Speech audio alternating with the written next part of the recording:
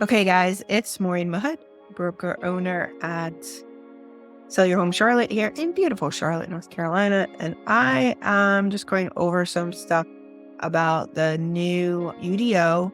Here's what we call Polaris. So Polaris is where you can go and put it in pretty much any address, and it's going to pull it up. So if we go ahead and click into any one of these addresses, pulls up who the owner is, and gives you some information about the property. All public record.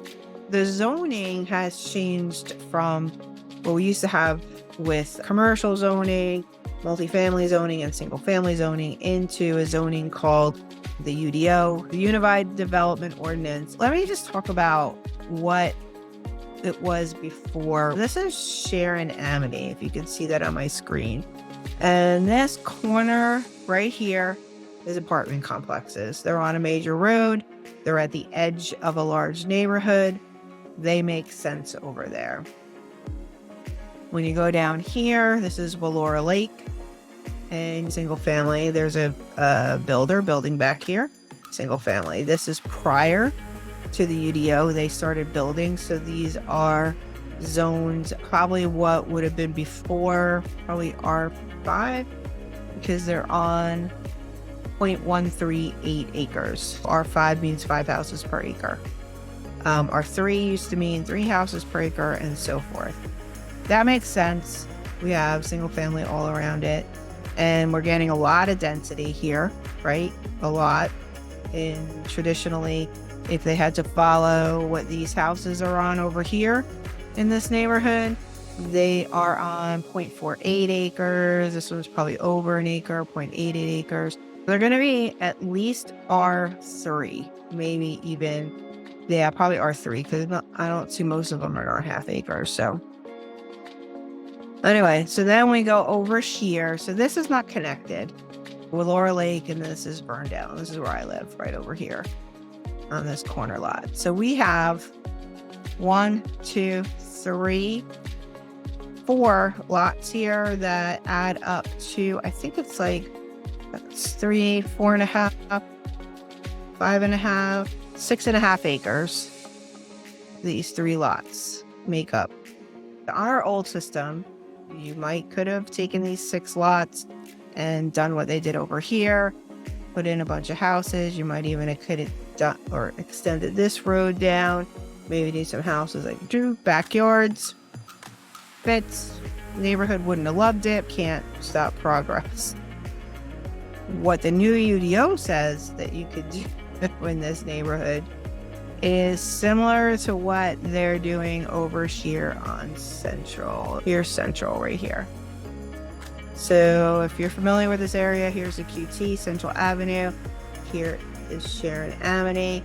And we go down here, and there is a townhouse community. This is all one unit in here. So all of this is built for rental. So I can, as long as I only do duplexes, so I could do 2 and then have a space, and then 2 and then have a space, so forth. I could do that over on this lot that we were talking about over here. If it's 6 acres, I don't know, I might be able to put 30 duplexes. I don't have probably a requirement to do parking. I have to have a requirement for the size of my driveway, and I probably would put a 1-car garage. But since you're not really familiar with these streets right here, they're not even wide enough to have a line down them.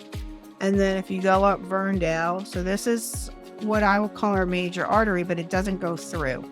If you go up here, we have this and this lot that, again, these are susceptible to that. And then this lot on the corner of Barcliff, here it is. This lot would have been susceptible to that. However, these neighbors here, Barcliff and Dale, all signed what we call CCRs, covenants and restrictions. If you build a house on here, it has, I think it said 50 foot of road frontage.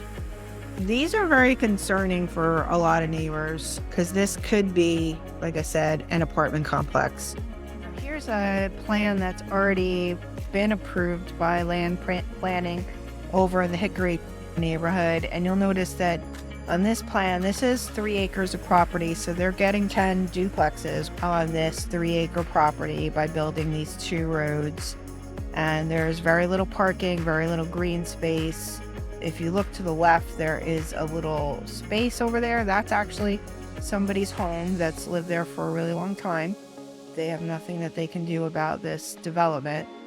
This property has not been split in Polaris. My guess is that this is going to be built as rental and sent off to a package deal to some private equity group or large commercial company to come in and buy it, and then they will rent it out for years and years. This will never become single family house again, which I think is sad. I personally think that apartment complexes and anything that's built for rental should be out here. Now, we have condos here. These have been here for a while as well. They're on the lake, Harrisburg. They're actually pretty nice, but there are individual owners in each one of these condos. If we take land, what we see here, and develop that for only rental, take very precious few pieces of property that we have this way that could be single family homes.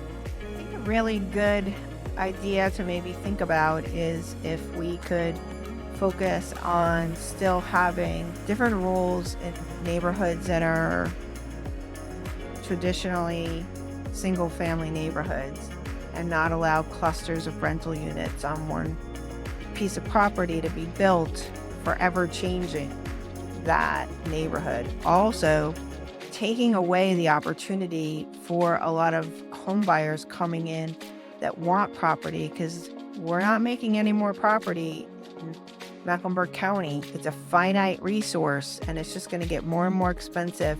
And if we don't have rules around what developers can do, they are just going to make up their own rules and build to their best and highest use. What do you guys think about this? Super complicated, and I think that is part of the reason why we had a hard time figuring it out when it was coming up. So put a note in the comments. Let's get a dialogue started. What does everybody think? Maureen Mahood, broker owner of Sell Your Home Charlotte here in beautiful Charlotte, North Carolina. And I help people buy and sell property. If you're here to the end, you're a trooper.